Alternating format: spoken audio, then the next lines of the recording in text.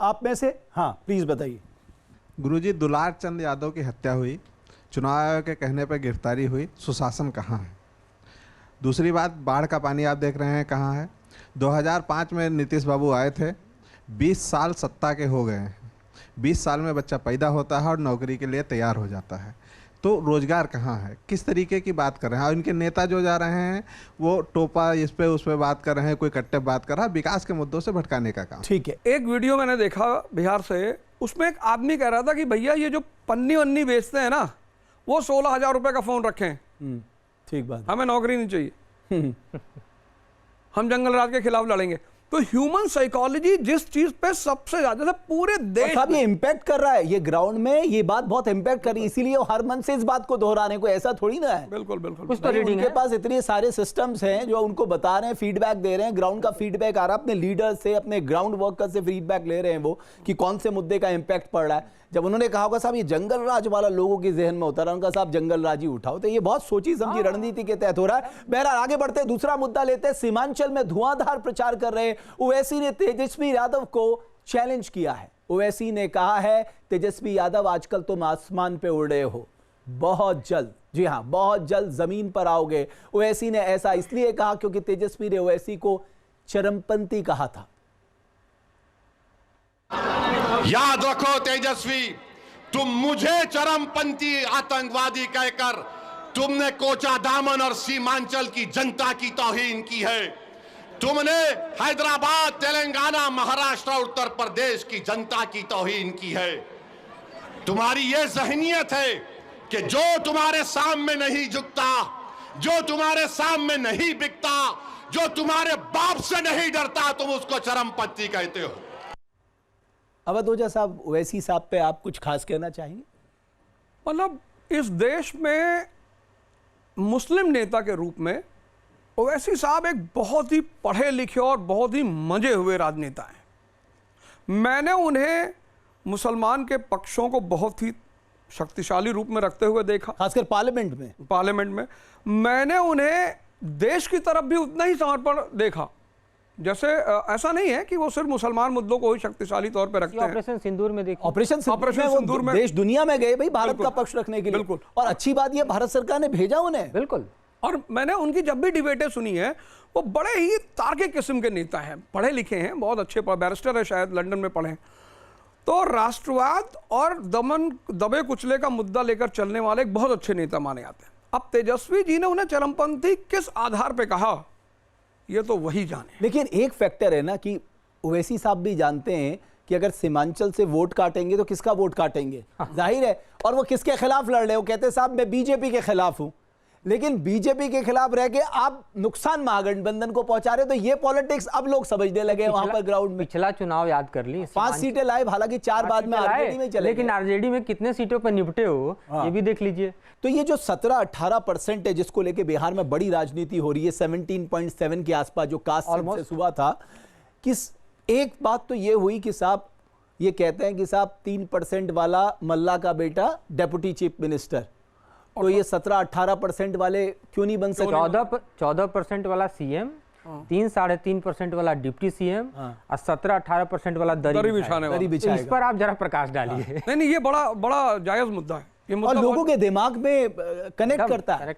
अच्छा, पिछले 10 सालों में कुछ लोग हैं जो अपने वर्ग के युवाओं के नेता बन के उभरे हैं। हम ओवैसी जो को देखें तो जो युवा मुस्लिम वर्ग है उनके बीच में इनको बड़ी मान्यता मिली है। तो एक तरह से इन लोगों की बातें सुन रहे हैं लोग, और अगर सुन रहे हैं तो वोट कन्वर्ट होने की संभावना ज़्यादा है। और ये जो तर्क इन्होंने दिया ओवैसी जी ने कि साहब 14% वाला सीएम, कितना लॉजिकल बात है ये, और 3% वाला डिप्टी सीएम और 17% वाला दरी बिछाने वाला, ये एक क्वेश्चन मार्क है MY फॉर्मूले पर कि मुस्लिम यादव आपके 2 पिलर हैं। तो यादव की तो आप चिंता कर रहे हैं, मुसलमानों की क्यों नहीं कर रहे हैं? तो चूंकि आप देखिए ना, आई थिंक 2005 का था, 2005 में जब रामविलास पासवान 29 सीटें लेके आए थे, तो उन्होंने कहा ठीक है साहब, मैं क्योंकि किसी एक को मेजॉरिटी नहीं मिली थी गठबंधन को, और ये किंग मेकर बन गए थे रामविलास पासवान। तो इन्होंने शर्त रख दी थी, हालांकि उसके पीछे भी उनकी रणनीति थी, वो दलित और मुस्लिम गठजोड़ बनाने का सपना देख रहे थे, लेकिन वो बात बनी नहीं। तो अभी चिराग पासवान भी इस बात का जिक्र कर रहे थे, हमारे पिता ने तो अपना राजनीतिक कैरियर, अपनी पार्टी को दांव में लगा दिया मुसलमान को मुख्यमंत्री बनाने के लिए। तब भी मुसलमान आरजेडी से अलग, लेकिन तब भी मुसलमान, ठीक कह रहे, आरजेडी से अलग नहीं हुआ। तो इस बार भी आपको लगता है कि पिछली बार सीमांचल में जरूर ओवैसी साहब का फैक्टर चला, इस बार इतना आसान नहीं होगा? ओवैसी साहब चूंकि बहुत पढ़े लिखे इंसान है, बहुत, मैंने उनकी जितनी वीडियोस देखी है उसमें दो चीज है कि इंफॉर्मेशन विद एविडेंस। 1920 में जब असहयोग आंदोलन शुरू होना था तो सीआर दास ने मोतीलाल नेहरू से कहा कि पंडित जी, राष्ट्र है नहीं, इंडिया राष्ट्र था ही नहीं 1920 में, गरीबी 90%, इलिटरेसी 90%, ये आदमी कहां से मास मूवमेंट करेगा? समझिएगा मेरी बात को कि भाई राष्ट्र है ही नहीं, आप किस मुद्दे पे लोगों को बाहर बुलाओगे? 90% लोग गरीब हैं, 90% लोग अशिक्षित हैं, तो इनको बाहर कैसे बुलाओगे? जन आंदोलन कैसे करोगे? गांधी जी ने कहा हम कर लेंगे। तो सीआर दास ने कहा यार हम लोग को भी बताओ कैसे करोगे ना, हम लोग भी तो जाने। बोले हम कर लेंगे। तो मोतीलाल नेहरू ने कहा एक काम करो यार, दे दो मौका, अगर ये व्यक्ति हार गया तो हमेशा के लिए इस आदमी से हमको बवाल कटेगा, और अगर ये आदमी जीत गया तो राष्ट्रीय आंदोलन मजबूत हो जाएगा। तो दे दिया सीआर ने। नागपुर सेशन 1920, वहां पे गांधी जी ने एक बड़ा सटीक फॉर्मूला दिया, personal interest with national interest. दुनिया में R इजिकल टू R नहीं है, relation does not depends upon religion, क्योंकि आम आदमी का फॉर्मूला है कि अच्छा आप मुसलमान हैं, भैया हम भी मुसलमान हैं। जैसे हम ट्रेन में बैठे तो पता लगा, लोग सबसे पहले कहाँ जाते हैं रहुए? गोरखपुर। अरे हम देवरिया, रिश्तेदारी कर ली। लेकिन एसी फर्स्ट क्लास में कोई किसी से बात नहीं करता, क्योंकि जो एरिस्टोक्रेसी है उसके लिए है R is equal to I, relation depends upon interest. मुझे ऐसा लगता है कि ओवैसी साहब मुसलमानों के बीच इंटरेस्ट पैदा कर रहे हैं, जोड़ रहे हैं कि देखो तुम 17% होके भी डिप्टी सीएम के हकदार नहीं हो। प्रसाद यादव अमूमन अपने परिवार के साथ दिखाई देते हैं, लेकिन अब हम जो तस्वीरें आपको दिखा रहे हैं, आप देख सकते हैं, वो निकल कर आए हैं महागठबंधन के चुनावी प्रचार के लिए। महागठबंधन के पक्ष पे ये पूरी भीड़ जो आप देख रहे हैं, इसका नेतृत्व लालू प्रसाद यादव कर रहे हैं। अहम सवाल सबसे यही है, क्या लालू प्रसाद यादव के इस चुनाव में एंट्री करने से क्या ये माहौल बदलेगा और गठबंधन के पक्ष पे, महागठबंधन के पक्ष में हवा बन पाएगी? लालू यादव बिहार में सामाजिक न्याय के सबसे बड़ा चेहरा है। लंबे समय से बीमार चल रहे लालू प्रसाद यादव आज चुनाव प्रचार में उतरे। पटना में आरजेडी उम्मीदवार के पक्ष में रोड शो भी किया। लालू की प्रचार शैली निराली रही है। आइए एक रिपोर्ट दिखाते। अरे लालू कुछ किया या नहीं किया? लालू ने गरीबों और पिछड़े वर्गों को मानसिक गुलामी से आजाद किया। 3 दशक से ज्यादा गुजर गए, लेकिन बिहार की सियासत में लालू फैक्टर असरदार है। कितना असरदार है, इसका सबूत दिखा दानापुर की सड़कों पर। दानापुर में आरजेडी उम्मीदवार रीतलाल यादव के प्रचार में जब लालू यादव उतरे तो उनकी एक झलक देखने के लिए जन सैलाब उमड़ पड़ा। लालू यादव भारतीय राजनीति के एक ऐसे नाम हैं जो अपने अनोखे अंदाज, चुटीले भाषणों और जनप्रिय छवि के लिए हमेशा चर्चा में रहे हैं। 90 का पहले वाला जमाना नहीं है, इन 90 के बाद वाला जमाना है। और हमने कहा कि जब तबला बजेगा धीन धीन तो एक आदमी पर बैठेगा 3-3। ये लड़ाई है बैकवर्ड फॉरवर्ड। बेमिसाल हास्यबोध, गंभीर और कठोर बात को भी चुटकुले के अंदाज में बोलने की अलहदा शैली बिहार में सामाजिक न्याय का ऐसा चैंपियन जिसे समर्थक मंडल राजनीति का मसीहा मानते हैं तो विरोधी जंगल राज का चेहरा। भाइयों बहनों,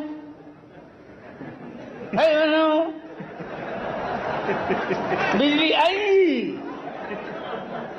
बिजली मिली तो बिजली अरे मोदी जी ठीक से बोलो, नहीं तो नस फट जाएगा यार। दावे चाहे जो हो, लेकिन आज 35 साल बाद भी बिहार की राजनीति में लालू फैक्टर को नजरअंदाज करना संभव नहीं है। सड़क हो या संसद, लालू प्रसाद यादव के बोलने के अंदाज के विरोधी भी फैन हैं। माननीय ममता बहन ने उस बात को जस्टिफाइड और क्लियर किया। ये बात सही नहीं है कि रेल मांगा गया था, नहीं मांगा गया था, तो नहीं मांगा गया था तो नहीं मिलेगा अब कभी। लालू प्रसाद ने सियासत का ककहरा यूं तो पटना विश्वविद्यालय में सीखा, छात्र संघ के अध्यक्ष भी बने, लेकिन 1970 के दशक में जयप्रकाश नारायण के संपूर्ण क्रांति आंदोलन से लालू यादव ने अपनी सियासी पारी की शुरुआत की। 1977 में सिर्फ 29 साल की उम्र में लोकसभा के लिए चुने गए। नेहरू जी तो एक बार बोले, आप हो गए 2 बार। आप तो जान छोड़िए मुल्क का। लालू प्रसाद यादव 1990 से 1997 तक बिहार के मुख्यमंत्री रहे। उन्होंने सोशल जस्टिस यानी सामाजिक न्याय की अवधारणा को जमीन पर उतारने की कोशिश की।